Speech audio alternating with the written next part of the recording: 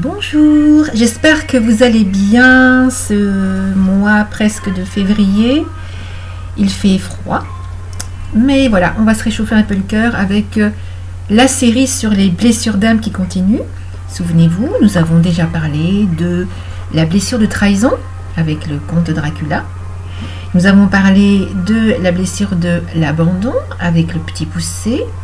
Nous avons parlé de la blessure de l'injustice avec les sœurs de Phaéton qui s'étaient transformées suite donc à la décision égocentrique de leur frère.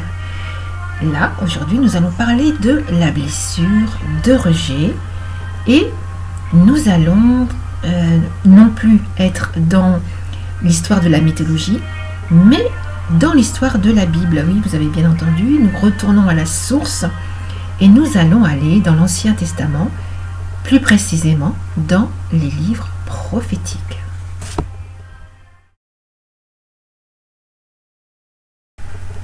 Quel masque portent les personnes qui ont une blessure de rejet ou qui ont vécu une blessure de rejet? Alors c'est le masque du fuyant. C'est-à-dire que ce sont des personnes qui seront souvent repliées sur elles-mêmes. Ce sont des personnes qui vont souvent être dans le refus. Je ne veux pas revivre la situation. Donc par anticipation, elles vont refuser les occasions qui se présentent à elles. Tout simplement pour ne pas souffrir. Ce n'est pas un jugement de valeur, c'est juste un constat. Et ce sont des personnes souvent qui disent « je ne veux pas », voilà. Et c'est le cas par exemple des personnes qui n'ont pas été désirées lorsqu'elles ont été bébés. Et ce rejet de leur mère, en fait, elles le portent en elles. Alors, elles sont souvent contractées, ce sont des personnes qui ne sont pas expansives, donc elles resteront dans leur coin. Elles n'utiliseront pas tout l'espace pour s'exprimer. Donc elles fuient, je vous ai dit la réalité, pour ne pas souffrir. Comme elles intériorisent beaucoup, elles ont des problèmes de peau souvent, puisque on verra l'eczéma par exemple, beaucoup, des problèmes d'allergie. Et avec la nourriture aussi, c'est difficile. Souvent, elles rejettent la nourriture. Donc, soit elles seront anorexiques, soit elles iront ressortir ce qu'elles ont mangé. Et ce sont des personnes qui, si à l'extrême, la douleur de rejet n'est pas extériorisée, ça va aller au-delà des allergies, c'est-à-dire que ça peut se matérialiser par un cancer, par exemple, puisque le cancer, vous savez, est associé à la rancune. Et si donc il n'y a pas une extériorisation de cette douleur vécue, eh ben, c'est une personne en fait qui va vivre la douleur dans l'isolement.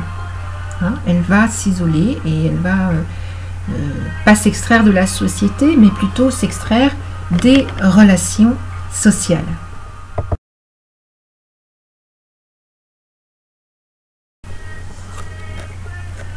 En ce qui concerne notre petit voyage dans les livres prophétiques, nous sommes donc dans le chapitre de Samuel, précisément le chapitre 16. Nous avons un ange qui s'appelle Samuel. Il est envoyé par Dieu, ou la source selon votre religion, pour dire à Saul qu'il est rejeté. Et dans cette histoire, le mot rejet intervient 3 fois.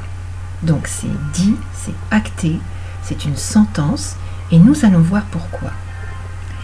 Alors, Dieu en fait rejette Saul parce qu'il n'a pas respecté son ordre. Il a donné un ordre précis. Et c'était Samuel, donc l'ange, qui avait été envoyé pour consacrer donc Saul en tant que roi d'Israël.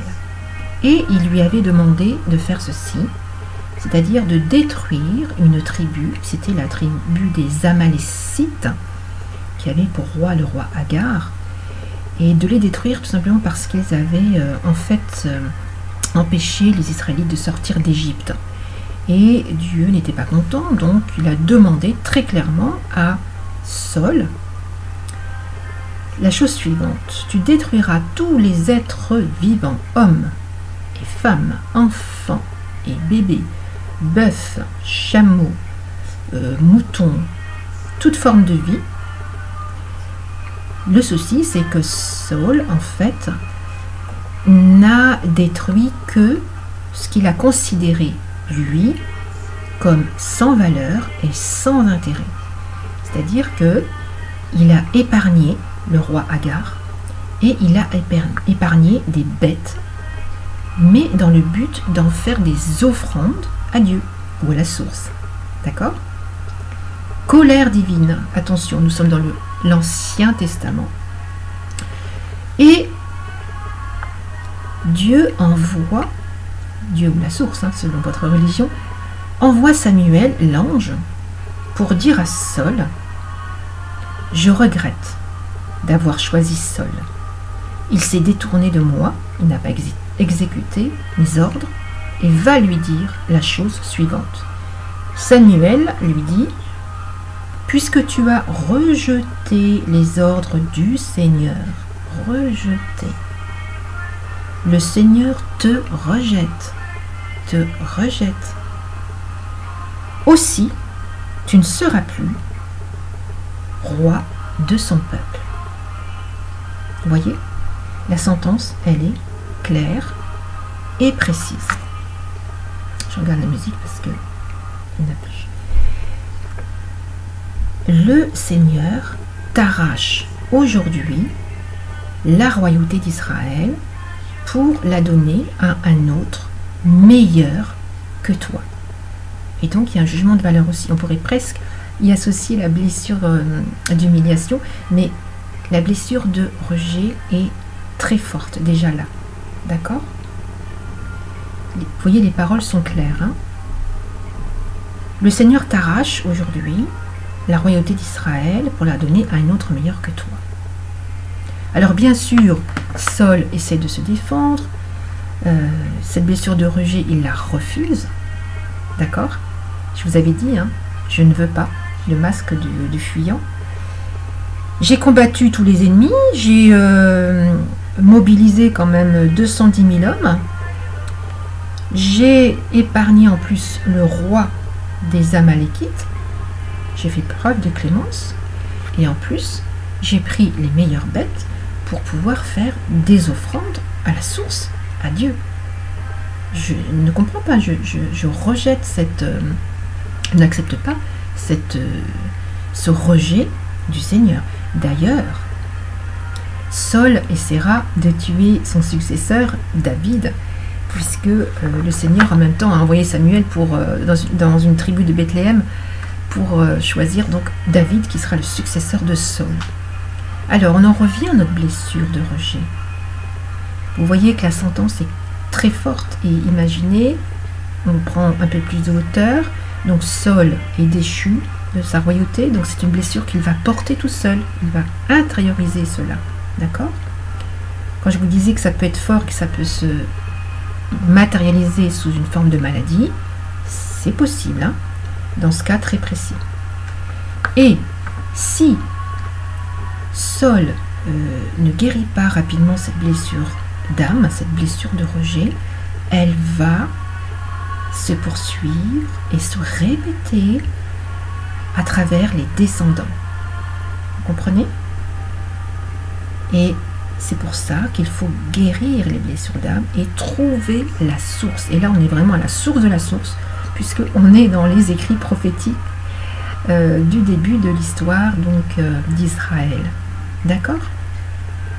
Alors, j'espère que vous avez compris donc l'importance de cette blessure de rejet, du déroulement des événements qui fait qu'une personne reçoit cette blessure et en souffre. Alors maintenant, comment en guérir?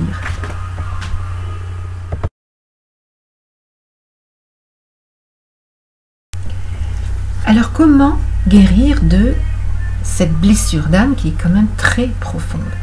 Souvenez-vous, dans les précédentes capsules, je vous disais, premièrement, reconnaître que vous avez ce masque du rejet. Vous êtes une personne fuyante.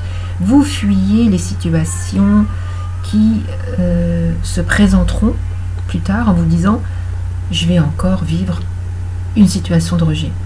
Alors ça va se manifester par exemple dans des relations sociales.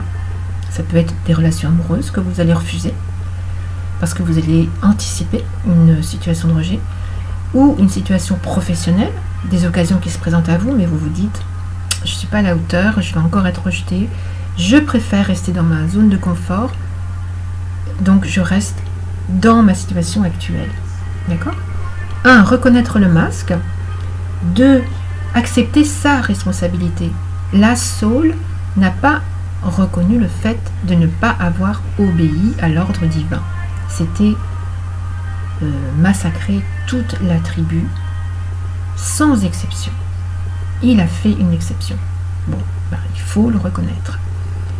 Et au niveau de ses descendants, c'est reconnaître qu'on en veut à cet ascendant, puisque c'est à cause de lui, c'est à cause de cette décision que nous vivons toujours une situation de répétition, puisque cette blessure d'âme n'est pas guérie. Hein? Ça rappelle un petit peu quand même les sœurs Phaéton avec leurs frères. Hein? Ensuite, reconnaître d'avoir soi-même souffert par rapport à cette blessure d'âme. Saul, en fait, n'avait pas accepté, souvenez-vous. Et donc, qu'est-ce qu'il a fait? Il a essayé de tuer David, son successeur. Mais c'est parce qu'il a eu mal par rapport à la situation de rejet. D'accord? Il a souffert. Et, par rapport à ça, donc, je disais, oui, la dernière étape, c'est l'acceptation. Une fois que tout ceci est mis au grand jour, c'est comme un fil que vous tirez, vous savez, une pelote de laine.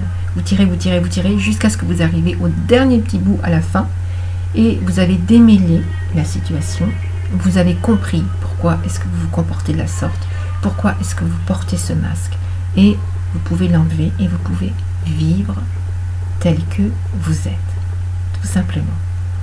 Voilà. Alors c'est facile à dire, mais c'est tout un cheminement, bien sûr, puisqu'il faut travailler, remonter à la source. Vous voyez là, je ne suis pas remontée à l'histoire mythologique, mais je suis remontée au livre prophétique de la Bible. Donc je vais vraiment aller très loin. Voilà.